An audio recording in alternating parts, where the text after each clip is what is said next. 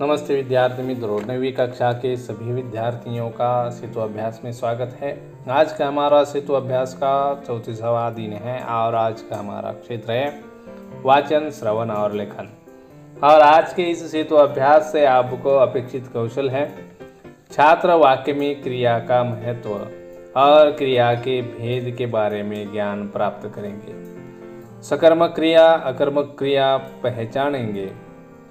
और आज की हमारी संकल्पना है व्याकरण, और व्याकरण में आज का घटक है सकर्मक क्रिया और अकर्मक क्रिया। तो चलिए हम सकर्मक क्रिया और अकर्मक क्रिया इसे पढ़ते हैं, समझ लेते हैं। तो पहली कृति है, आओ पता करें। तो विद्यार्थी मित्रों, आपको सकर्मक क्रिया और अकर्मक क्रिया की ओर जाने से पहले हम क्रिया किसे कहते हैं यह जान लेते हैं। हमने पिछले एक वीडियो में शब्द के भेद, जो विकारी और अविकारी, यह 2 भेद देखे थे और विकारी में 4 भेद देखे थे, संज्ञा, सर्वनाम, विशेषण और क्रिया। तो उसमें क्रिया किसे कहते हैं यह पहले समझ लेने की बात है। तो क्रिया, इस चित्र को देखिए, पहले आप क्रिया समझ जाओगे। यह चित्र का अच्छी तरह से निरीक्षण कर लीजिए और इस चित्र में कौन से कार्य हो रहे हैं। यहाँ एक अध्यापिका पढ़ा रही है, पढ़ाने का कार्य हो रहा है। दूसरा, यहाँ एक पंखा दिखाई दे रहा है। तो यहाँ पंखा चल रहा है, यानी यहाँ चलने की क्रिया हो रही या चलने का कार्य हो रहा है। विद्यार्थी मित्रों, कार्य होना ही क्रिया कहलाता है, या जो शब्द कार्य को दर्शाएगा उसे हम क्रिया कहेंगे। तो क्रिया की परिभाषा आसान है बनाना। तो क्रिया की परिभाषा है, जिस शब्द से किसी कार्य के होने या करने का बोध हो उसे हम क्रिया कहते हैं। उदाहरण के तौर पर पहले वाक्य आपने जो अभी बताया या आपने जो पढ़ा है, अध्यापिका पढ़ा रही है, इस वाक्य में कार्य कौन सा हो रहा है? तो पढ़ाना यह कार्य हो रहा है। दूसरा वाक्य, पंखा चल रहा है, यहाँ पंखा चलने की क्रिया हो रही है या कार्य हो रहा है। तो चलना यह एक क्रिया है। तो परिभाषा समझ में आ जाती है। इसी तरह से जो क्रियादर्शक शब्द है या कार्य दर्शाने वाले शब्द है, वह लिखना, दौड़ना, खेलना, हंसना, गाना, बहना आदि शब्द हमें क्रिया को दर्शाते हैं। क्रिया के बिना किसी के बारे में कोई पूर्ण विधान नहीं किया जा सकता। किसी तरह की क्रिया के बिना कोई वाक्य पूरा नहीं हो सकता। और इस क्रिया के 2 भेद हैं। पहला है अकर्मक क्रिया और दूसरा है सकर्मक क्रिया। तो अकर्मक क्रिया किसे कहते हैं यह हम समझ लेते हैं एक उदाहरण के द्वारा या परिभाषा के द्वारा। तो पहले हम अकर्मक क्रिया की परिभाषा समझ लेते हैं। जो क्रिया बिना कर्म के अपना अर्थ पूरा करती है उसे हम अकर्मक क्रिया कहते हैं, या जिस क्रिया का प्रभाव उसके कर्ता तक ही सीमित रहता है उसे हम अकर्मक क्रिया कहते हैं।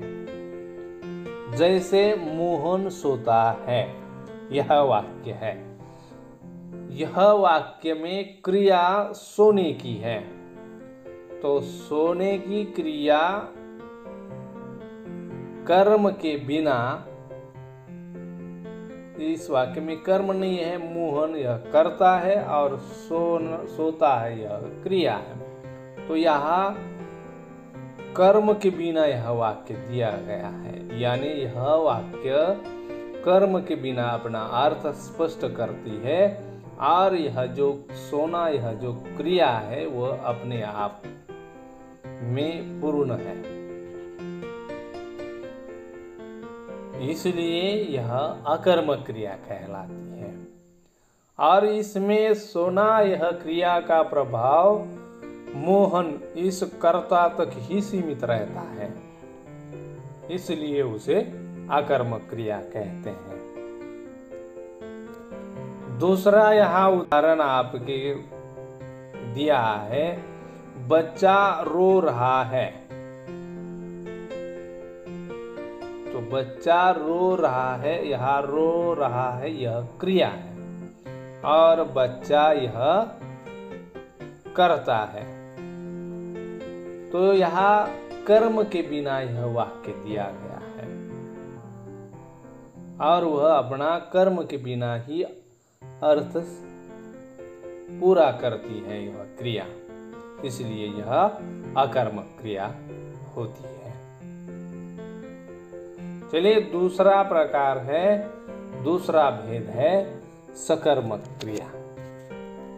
तो सकर्मक क्रिया किसे कहते हैं, परिभाषा समझ लीजिए। जो क्रिया कर्म के बिना अपना अर्थ पूरा नहीं कर सकती उसे सकर्मक क्रिया कहते हैं। और एक परिभाषा वह सकर्मक क्रिया की,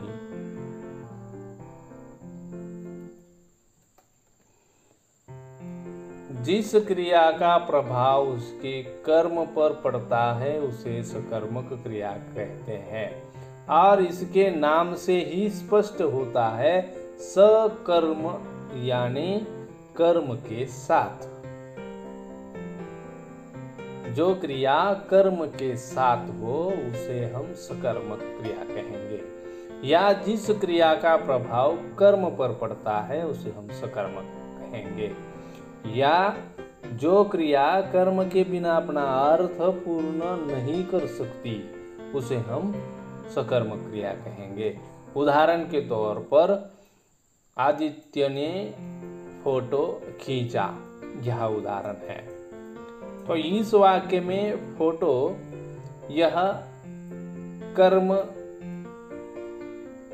लग जाने से खींचा यह जो क्रिया है उसका अर्थ पूर्ण होता है, या फोटो यह कर्म खींचा इस क्रिया के साथ आती है, या खींचा यह क्रिया का प्रभाव फोटो इस कर्म पर पड़ता है। या दूसरा उदाहरण यहाँ देखिए, कुछ दिनों पहले मैंने एक कंप्यूटर खरीदा। तो यहाँ खरीदने की क्रिया है और उसका प्रभाव कंप्यूटर इस कर्म पर पड़ता है, यानी यहाँ कंप्यूटर यह कर्म है, खरीदने का कार्य कंप्यूटर का किया है। सकर्मक क्रियाएं भी है, वह पढ़ना, सीखना, खरीदना, लिखना, धोना, बेचना, पकड़ना, करना, देना, लेना आदि सकर्मक क्रियाएं होती है। चलिए इस कृति के बाद हम आते हैं आओ सक्षम बने। अध्यापक अकर्म क्रिया और सकर्मक क्रिया के बारे में विद्यार्थियों का मार्गदर्शन करेंगे। जहाँ केवल कर्ता और क्रिया होती है वहाँ अकर्मक क्रिया होती है, और जिस क्रिया के साथ कर्म होता है वह सकर्मक क्रिया होती है, यह हमने स्पष्ट किया है। तो इस पर आपको कुछ कृतियाँ दी गई है, पहली है यह सही विकल्प चुनिए। पहला उदाहरण दिया गया है, लड़की दौड़ रही है। यह दौड़ रही है इस क्रिया के नीचे रेखांकित किया गया है। तो यहाँ आपको इसका सही विकल्प चुनना है। उसके आगे यह सही का चिन्ह लगाना है। लड़की दौड़ रही है, तो दौड़ रही है यह एक क्रिया है और इस वाक्य में लड़की यह करता है और इस वाक्य में कर्म नहीं है। यह दौड़ने की क्रिया का बल किसी पर नहीं पड़ता या प्रभाव यह लड़की तक ही सीमित रहता है, इसीलिए यह अकर्मक क्रिया कहलाएगी। दूसरा वाक्य वह कविता सुनाएगा। इसमें सुनाएगा यह क्रिया शब्द आया है, तो इसका आपको यह सकर्मक है या अकर्मक है उसे पहचान कर चिन्ह लगा देना है।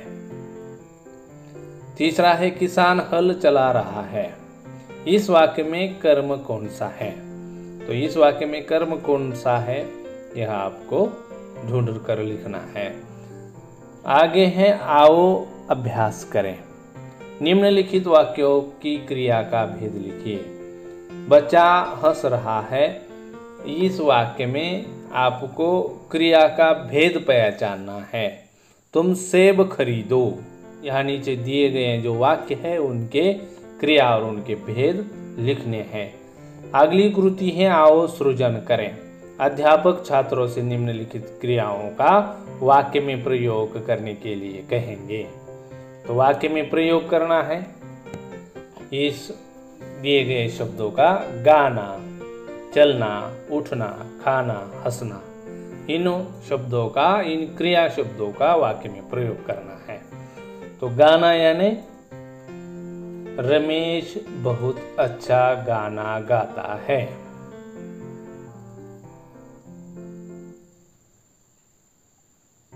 या आपको अच्छा गाना है।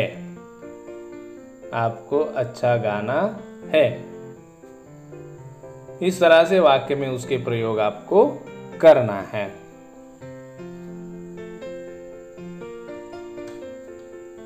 या हमें